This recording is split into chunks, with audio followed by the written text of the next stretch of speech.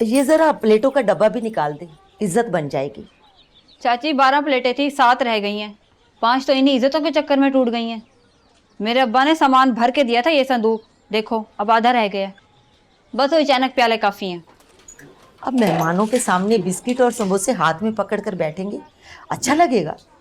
चल निकाल, शाबाश। नहीं चाची, मैं नहीं निकाल रही। अब्बे की निशाने में से जब भी कुछ टूटता है तो लगता है जैसे उसकी कब्र टूट गई।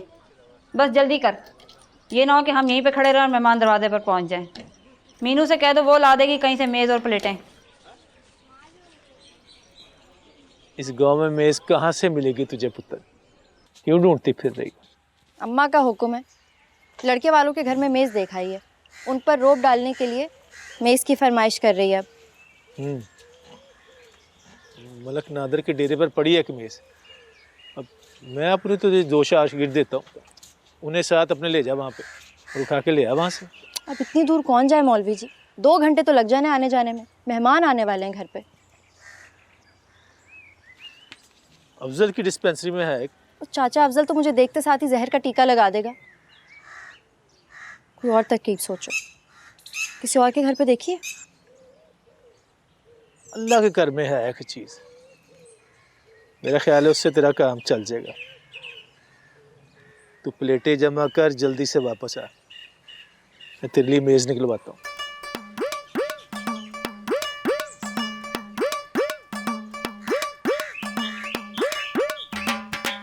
बस एक बड़ी सी चादर डाल देना इस पर, किसी को पता भी नहीं चलेगा कि मुर्दों को गुस्ल देने वाला फट्टा है, और तेरी माँ की फरमाइश भी पूरी हो जाएगी।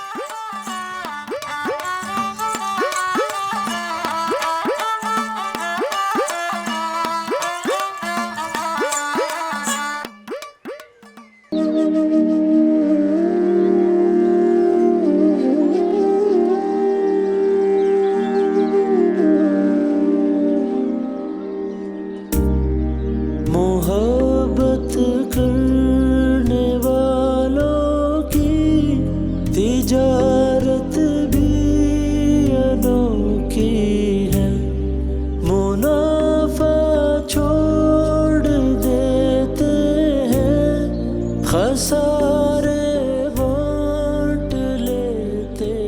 लड़का अच्छा है, देखने में भी अच्छा है और बोलने में भी। मुझे यकीन है कि तू वहाँ खुश रहेगी। इस यकीन की कोई ख़ास वजह? मेरा दिल कहता है बेटा कि तुझे वहाँ किसी चीज़ की कमी नहीं होगी। शरीफ लोग हैं, खाते पीते हैं, और वहाँ 2 काम करने वाले भी हैं। तुझे कुछ नहीं करना पड़ेगा। एक नंद है और वो भी तेरी सहेली। अल्लाह के हुक्म से बड़ी आसान जिंदगी गुजारेगी तू। चल चल मुझे छोड़, अब जल्दी से तैयार हो जा, मेहमान आने वाले हैं। बल्कि मैं नौलखी से कह देती हूँ, वो तुझे तैयार कर देगी।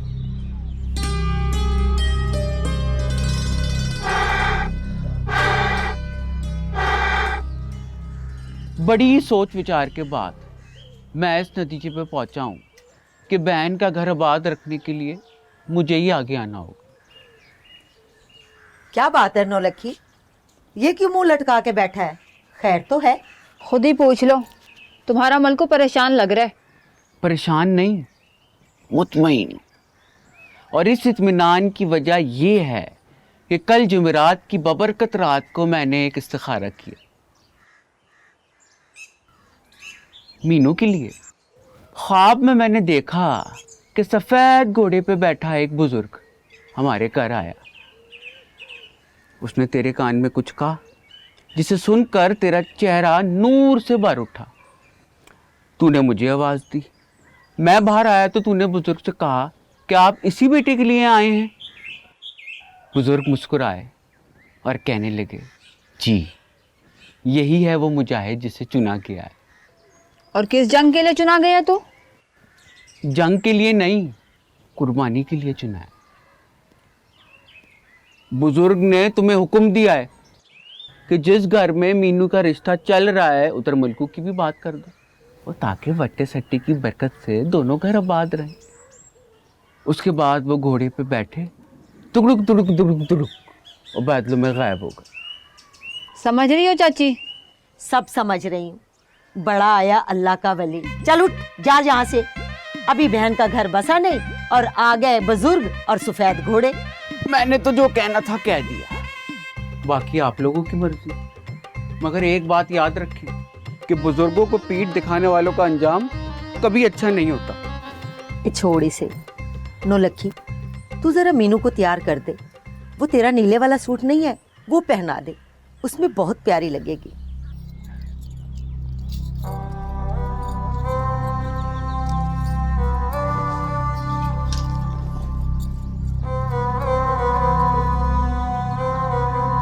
अब आ भी जाओ, मेहमानों ने 2-4 दफा तुम्हारा पूछ लिया है। बस 5 मिनट अम्मा, तुम उनको बातों में लगाओ, हम आ रहे हैं। मुनव्वर भाई, मीनू को देखते ही तुम्हारे होश उड़ जाएंगे। इतनी खूबसूरत लड़की सारी ज़िंदगी नहीं देखी होगी आपने। खूबसूरती नहीं, खूबसूरती चाहिए मुझे।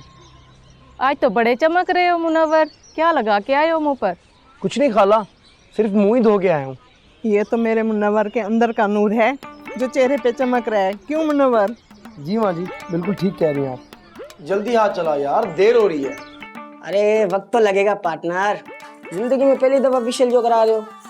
तुम्हारे चेहरे पर नूर की किरणें लाने के लिए बहुत मेहनत करनी पड़ेगी, इसी से तुम्हारे मुंह का असली कलर निकलेगा। वो क्या है ना, हीरा असल में पत्थर होता है और उसे कारीगर की रगड़ाइयाँ जो है हीरा बनाती हैं। मुझे तो रिश्ता देने के लिए तैयार लग रहे हैं ये लोग। बस आज ही बात पक्की करना और शरीकों को पता ना लगने देना। खाला बिल्कुल ठीक कह रही हैं अम्मा, बड़ी बुआ ने भी तो मेरे 2 रिश्ते खराब कराए थे। अरे उसी बजात के बारे में तो कह रही हूँ, कहीं ऐसा ना हो इनको सच बता दे कि मुनव्वर वकालत नहीं पढ़ रहा, वकील का मुंशी है। आ रही है, शर्मा रही थी। मैंने उसे समझाया है कि आ जाओ, लड़का पढ़ा लिखा है, कोई खा नहीं जाएगा तुम्हें। चाची हम आ रहे हैं।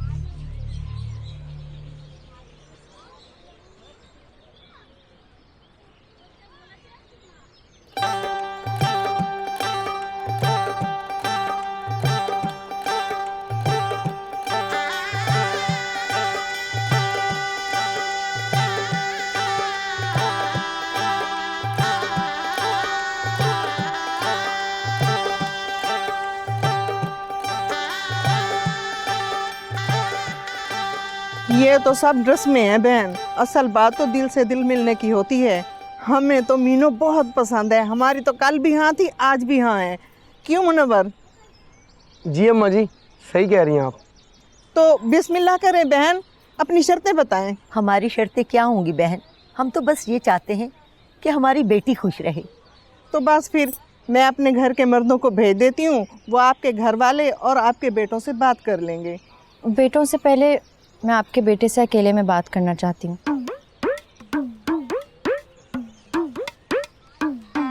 ये निकली मेरी असील मीनू। कौन सी बात है बेटा?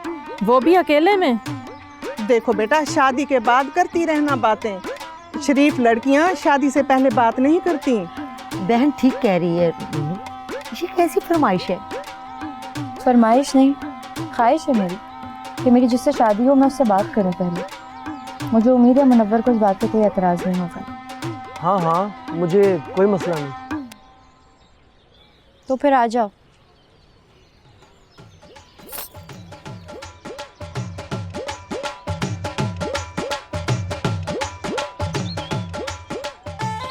सलामुअलैकुम जी। बहुत नाजुक सूरत हाल है, ना नीचे वालों को समझ आ रही है ना मुझे समझ आ रही है। बड़ी हिम्मत करके ऊपर आया हूँ। कौन सी बात नहीं करनी है जी आपने? हैं तो बहुत सी बातें, लेकिन काम की सिर्फ 2 बातें हैं। पहली कौन सी है? शादी के बाद मैं अपनी पढ़ाई जारी रखूंगी, जिसका सारा खर्चा तुम खुद उठाओगे। उठा लेंगे जी खर्चा, आप फिक्र न करें। दूसरी बात बताएं।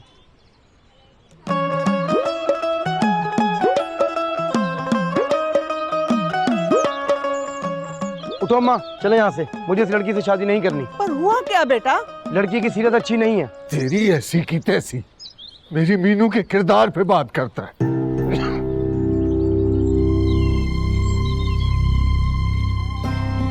उठो अम्मा, उठो खाला, चलें। उठो बहन, चलें उठो।